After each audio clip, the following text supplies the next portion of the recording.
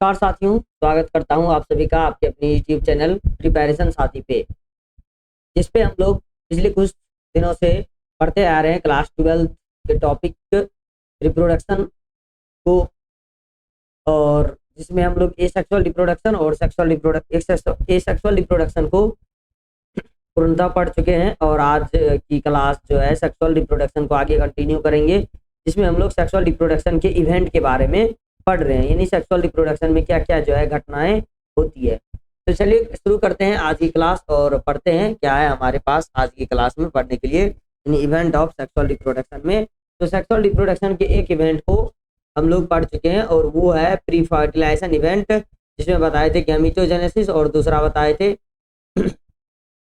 Gamete का transfer. तो गैमीटोजेनेसिस में बताए थे कि मेल गैमीट और फीमेल गैमीट का बनना, और गैमीट का ट्रांसफर जो मेल गैमीट और फीमेल गैमीट होते हैं वो एक दूसरे के कांटेक्ट में आते हैं और जिसके फलस्वरूप फ्यूजन होता है और उसको फर्टिलाइजेशन कहते हैं। तो इसी फ्यूजन प्रोसेस को, फर्टिलाइजेशन को आज हम जो है समझने जा रहे हैं। तो चलिए शुरू करते हैं आज की क्लास। स्वागत है आप सभी का आपकी यूट्यूब चैनल पे। देखिए, निषेचन जिसको फर्टिलाइजेशन भी कहते हैं, निषेचन बोले तो फर्टिलाइजेशन, फर्टिलाइजेशन प्रोसेस जो होता है निषेचन।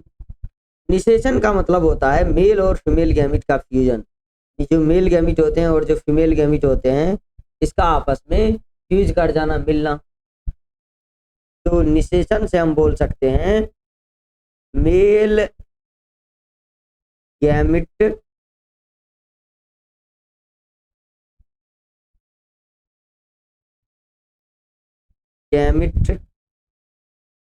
तथा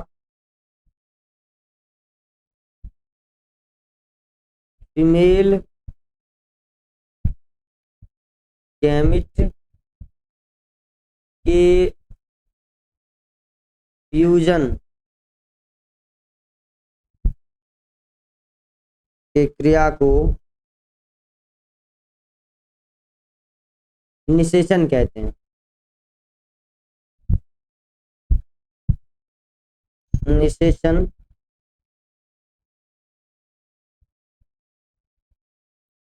कहते हैं। तो मेल और फीमेल गैमीट का मिलना, ये जो है फ्यूजन होना, निषेचन कहलाता है।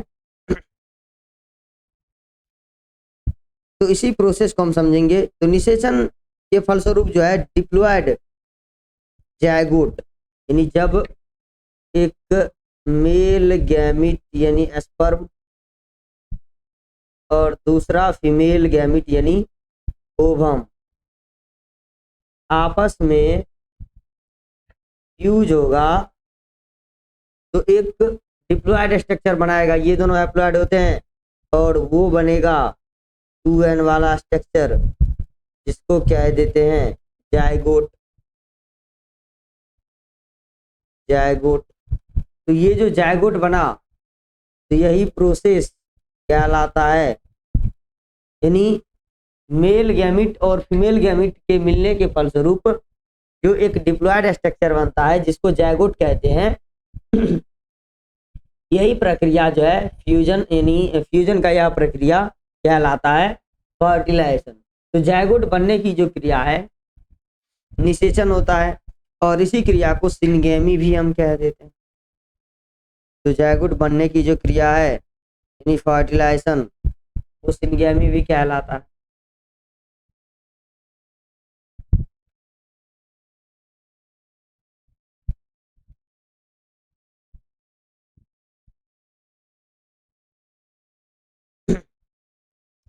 नेक्स्ट है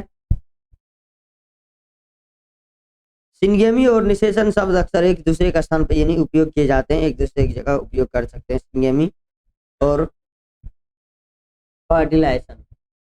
अब जायगोट के यानी बनने के लिए यानी फर्टिलाइजेशन के लिए क्या क्या मीडियम यानी माध्यम होना चाहिए। तो निषेचन कहाँ होता है इसी में हम समझेंगे, इसके लिए क्या क्या मीडियम है जो निषेचन की जो प्रोसेस है। तो निषेचन जो है दो मीडियम में हो सकता है, या तो इनसाइड द बॉडी होगा, इनसाइड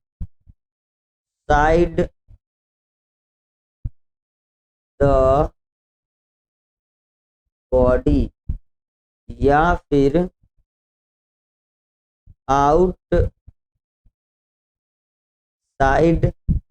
द बॉडी, मतलब या निषेचन शरीर के अंदर होगा या फिर बाहर होगा। तो यदि शरीर के अंदर होगा तो अंतः निषेचन यानी इंटरनल फर्टिलाइजेशन, और यदि निषेचन की क्रिया शरीर के बाहर हो रहा है तो बाह्य निषेचन यानी एक्सटर्नल फर्टिलाइजेशन।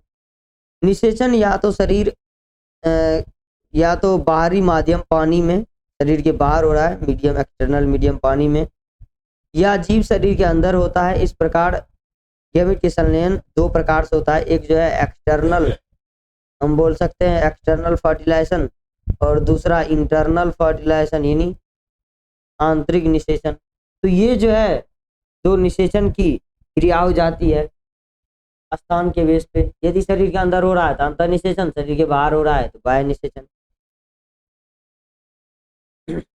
मुख्यतः जलीय जीव जो होते हैं उसमें बाह्य निषेचन की क्रिया देखने को मिलता है, क्योंकि जलीय जीव अपना गैमीट जो है रिलीज करेगा पानी में। लेकिन यदि हम स्थलीय जीव की बात करें तो स्थल पे रहने वाले जो जीव हैं वो गैमीट जो है स्थल पे यदि रिलीज करेगा तो फ्यूजन नहीं होगा। तो सभी स्थलीय जीव में निषेचन की क्रिया जो है वो इंटरनल होते हैं, यानी बॉडी के इनसाइड होगा फर्टिलाइजेशन। लेकिन जो पानी में रहने वाले एक्वेटिक ऑर्गेनिज्म है जलीय जीव, उसमें यदि हम निषेचन देखेंगे तो निषेचन जीव शरीर के अंदर होता है।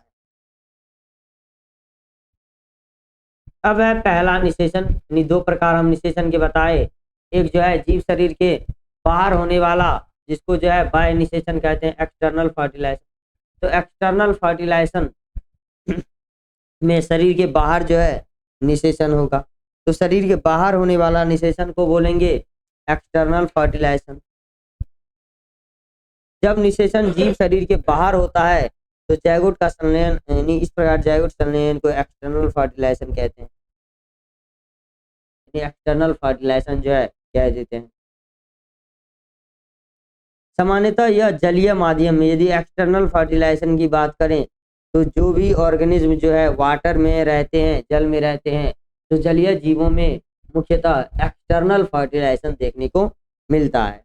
जैसे शैवाल, जल मछलियां और उभयचर में एक्सटर्नल फर्टिलाइजेशन जो है दिखता है। तो ये कुछ जीव है उसका एग्जाम्पल है जिसमें एक्सटर्नल फर्टिलाइजेशन देखने को मिलता है। ये एग्जाम्पल याद रखना है क्योंकि बोर्ड के व्यू से, यानी बिहार बोर्ड के लिए जो है इम्पोर्टेंट है। यहाँ से क्वेश्चन प्रत्येक साल जो है 2 मार्क्स या जो है MCQ यानी 1 नंबर में आता है। बाहरी निषेचन प्रदर्शित करने वाले एनिमल के संभावना के लिए पानी की में बड़ी संख्या में, अब देखिए इसके कुछ डिसएडवांटेज हो जाते हैं बाह्य निषेचन के, और डिसएडवांटेज ये है कि एक्सटर्नल फर्टिलाइजेशन में जो ऑर्गेनिज्म होंगे, यानी जो भी ऑर्गेनिज्म बाह्य निषेचन द्वारा, यानी जिसमें शरीर के बाहर निषेचन होगा,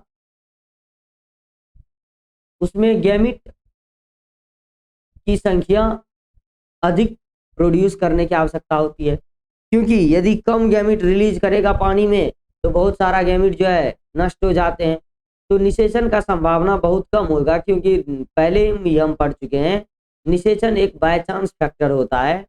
तो अब यदि बाय चांस फैक्टर है तो इस वजह से उसके संभावना को बढ़ाने के लिए जो एक्सटर्नली रिप्रोड्यूस करने वाले जीव होते हैं वो सामान्यतः अधिक मात्रा में गैमीट प्रोड्यूस करते हैं, तो उसको गैमीट बनाने की अधिक जरूरत होती है। तो इसलिए हम कह सकते हैं एक्सटर्नल फर्टिलाइजेशन में अधिक गैमीट जो है प्रोड्यूस होते हैं। ऐसे कुछ एग्जाम्पल है, जैसे बोनी फिश, ये याद रखना है, ये क्वेश्चन बिहार बोर्ड में आया हुआ है और बोर्ड के व्यू से ये इंपॉर्टेंट है।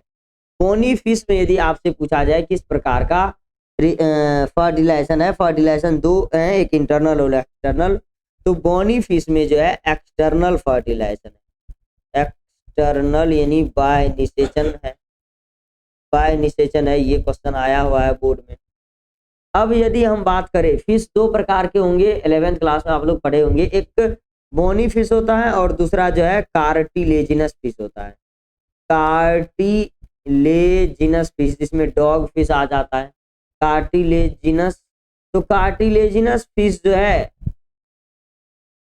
कार्टिलेजिनस एक ऐसा फिश है जिसमें यदि हम निषेचन देखेंगे तो ये जो है जल में रहती है, लेकिन फिर भी इसमें निषेचन की क्रिया जो है वो इंटरनल होता है, यानी बॉडी के इनसाइड होते हैं। तो याद रखना है कार्टिलेजिनस फिश में यदि आपसे पूछा जाए फर्टिलाइजेशन तो वो फर्टिलाइजेशन इंटरनल है, और यदि पूछा जाए बोनी फिश तो बोनी फिश में रिस्पायरेशन की जो प्रक्रिया है वो एक्सटर्नल होता है। ये इंपॉर्टेंट है और यहाँ से क्वेश्चन फ्रेम होता है बोर्ड एग्जाम में, इस चीज को ध्यान रखना है, कॉपी में आप नोट कर लीजिए। इस प्रकार के निषेचन एक यानी यदि एक्सटर्नल फर्टिलाइजेशन की बात करें तो यह नुकसान है कि उसके लिए जो संतान प्रोड्यूस होते हैं, अब वो शरीर के बाहर, यानी निषेचन हुआ तो जायगोट जो है शरीर के बाहर होगा, तो संतान शिकारियों जो प्रीडेटर होते हैं उसका इसमें बहुत ज्यादा डर बना रहता है, क्योंकि जो प्रीडेटर होते हैं यदि एक्सटर्नल फर्टिलाइजेशन है तो फर्टिलाइजेशन हुआ, जायगोट बना, कई बार जो है बहुत सारे प्रीडेटर जायगोट को ही नष्ट कर देते हैं, यानी खा जाते हैं, या जो बेबी प्रोड्यूस होते हैं उसको खा जाता है, तो सुरक्षित नहीं रह सकता। मतलब सेक्सुअल यानी इंटरनल फर्टिलाइजेशन के अपेक्षा एक्सटर्नली जो फर्टिलाइजेशन है, यानी एक्सटर्नल जो फर्टिलाइजेशन है वो कम सेफ माना जाता है इंटरनल फर्टिलाइजेशन। क्यों? इसका कारण ये है, एक्सटर्नल फर्टिलाइजेशन जो होगा उसमें जो जीव है अपना गैमीट बाहर रिलीज किया, जायगोट बाहर बना, और अब जीव जो है कहीं ऐसे ही घूम रहा है, उसका कोई प्रॉपर केयरिंग नहीं है। लेकिन यदि हम इंटरनल फर्टिलाइजेशन की बात करें तो जीव शरीर के बॉडी के अंदर फर्टिलाइजेशन होता है, और इसमें जो है मदर बॉडी के अंदर बेबी का डेवलपमेंट होता है, अलग अलग गेस्टेशन पीरियड के हिसाब से अलग अलग टाइम तक जो है डेवलपमेंट होता है। तो अब उसका डेवलपमेंट बॉडी के अंदर यदि हो रहा है तो प्रॉपर मदर के गाइडेंस में और मदर के केयरिंग में हो रहा है। लेकिन एक्सटर्नल फर्टिलाइजेशन की यदि बात करें तो वहाँ ऐसा कुछ जो है प्रॉपर केयर या प्रॉपर गाइडेंस नहीं मिल पाता है, और इस वजह से जो एक्सटर्नल फर्टिलाइजेशन करने वाले जीव होते हैं उसको अधिक संभावना यानी डर बना रहता है, यानी खतरा का, प्रीडेटर के खतरा का डर अधिक होता है, क्योंकि वो जो है उसके बेबी को नष्ट कर सकता है, क्योंकि अब उसका प्रॉपर केयरिंग हो नहीं पा रहा है। इस वजह से एक्सटर्नल फर्टिलाइजेशन का ये भी एक जो है मेजर ड्रॉबैक हो जाता है कि जो जीने की उत्तरजीविता होता है, संभावना होता है, वो बहुत कम हो पाता है, क्योंकि प्रीडेटर के द्वारा बहुत सारे जीव जो है नष्ट हो जाते हैं, और उनके अस्तित्व का जो है खतरा बना होता है। तो अस्तित्व का खतरा लगातार जो है एक्सटर्नल फर्टिलाइजेशन जिस भी जीव में होते हैं उसमें बने होते हैं। अब हम बात कर लेते हैं इंटरनल फर्टिलाइजेशन की। यदि शरीर के अंदर निषेचन होगा तो उसको बोलेंगे इंटरनल फर्टिलाइजेशन, यानी जो फ्यूजन होगा मेल और फीमेल गैमीट का, फ्यूजन ऑफ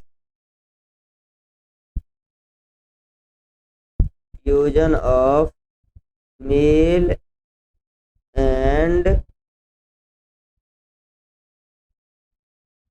फीमेल गैमेट, यानी मेल और फीमेल गैमेट की जो फ्यूजन की क्रिया है ये होगा इनसाइड द बॉडी,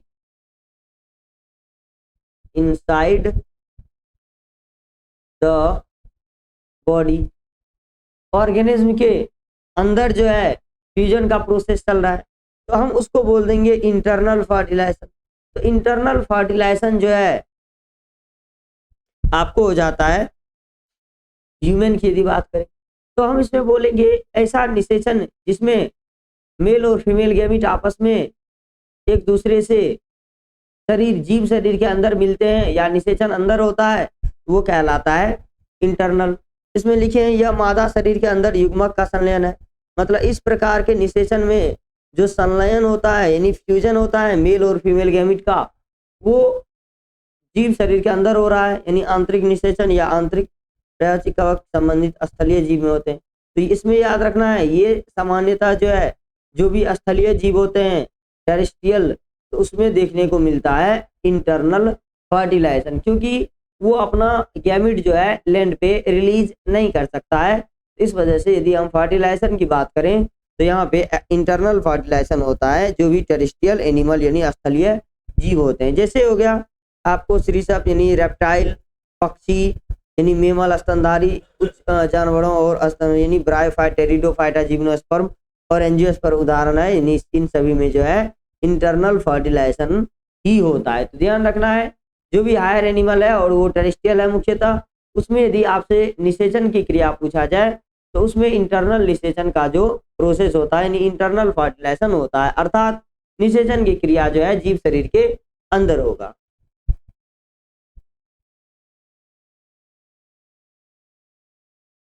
यहाँ मेल गैमिट जो होते हैं वो गतिशील होते हैं और तभी जो वो फीमेल गैमिट के पास पहुंच पाएगा, यानी इंटरनल फर्टिलाइजेशन। और अंडे के साथ संलयन के लिए अंडे तक पहुंचना होता है, यानी निषेचन के लिए जो है एग तक, यानी एग तक जो है पहुंचने का काम करेगा।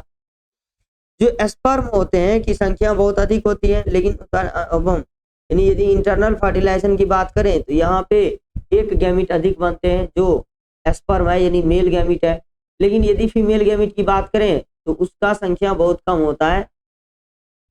हालांकि बीज पौधे में यदि गैर गतिशील होते हैं और मेल गैमिट पराग नलिका द्वारा फीमेल की युग्मक तक जो है पहुंचता है। यदि फ्लावर की बात करें उसमें जो पॉलन ग्रेन है वो पॉलन ट्यूब के माध्यम से ओवरी में पहुंचता है और वहां पे जो है फीमेल गैमिट स्थित होती है। तो ये आपको जो है हो जाता है हायर एनिमल जो भी होते हैं उसमें इंटरनल फर्टिलाइजेशन देखने को मिलता है।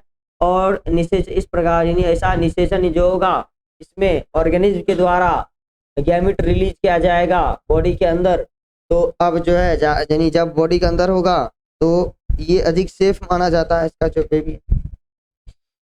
अब हम देख लेते हैं इन दोनों में कुछ डिफरेंस है एक्सटर्नल और इंटरनल फर्टिलाइजेशन को लेकर के। तो हम यदि ये डिफरेंस ध्यान रखना है, ये आपसे बोर्ड एग्जाम में क्वेश्चन में आएगा, तो इसको हम हिंदी में बोलते जा रहे हैं, आप लोग जो है कॉपी पे नोट करते जाइएगा इसको।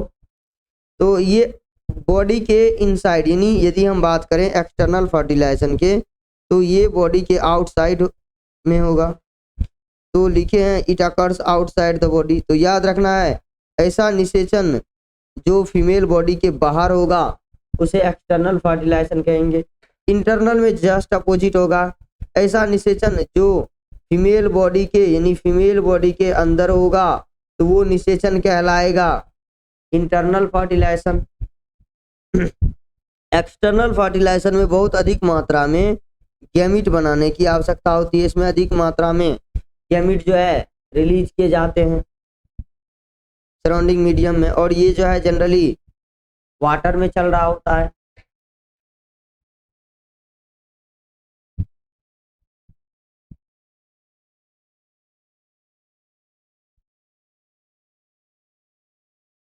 उसके बाद यदि हम इसमें बात करें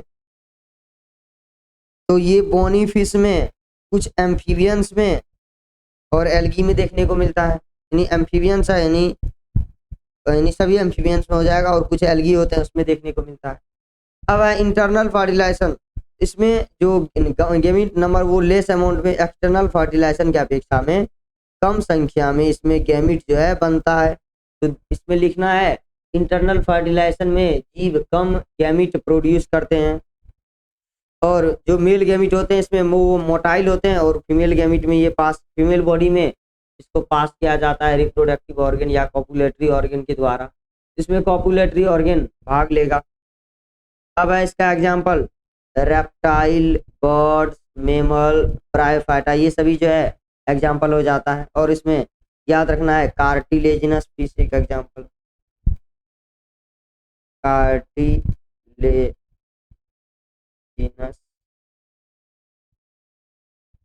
फिश इसका एग्जांपल हो जाता है।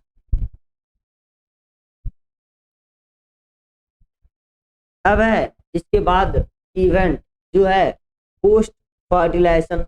तो पोस्ट फर्टिलाइजेशन का जो प्रोसेस है यानी निषेचन की बाद की जो घटनाएं हैं, तो निषेचन के बाद क्या क्या प्रोसेस जो है चल रहा होता है, तो इसको हम अगले क्लास में कंटिन्यू करेंगे। आज के लिए बस इतना ही रखते हैं इस वीडियो में, और मिलेंगे अगले क्लास में जिसमें हम पढ़ेंगे पोस्ट फर्टिलाइजेशन के बारे में और जानेंगे फर्टिलाइजेशन प्रोसेस के बाद जो है जायगोट बनता है और उसके बाद क्या क्या चीज़ें होता है।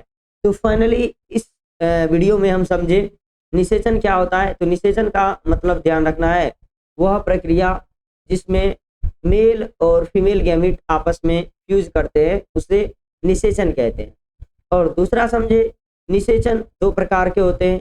यदि फ्यूजन यानी मेल और फीमेल गैमेट शरीर से बाहर फ्यूज करते हैं यानी निषेचन होता है या शरीर के बाहर जायगोट बनता है, उसको कहते हैं एक्सटर्नल फर्टिलाइजेशन, जिसमें हम पढ़े बोनीफिश के बारे में, एम्फीबियंस के बारे में।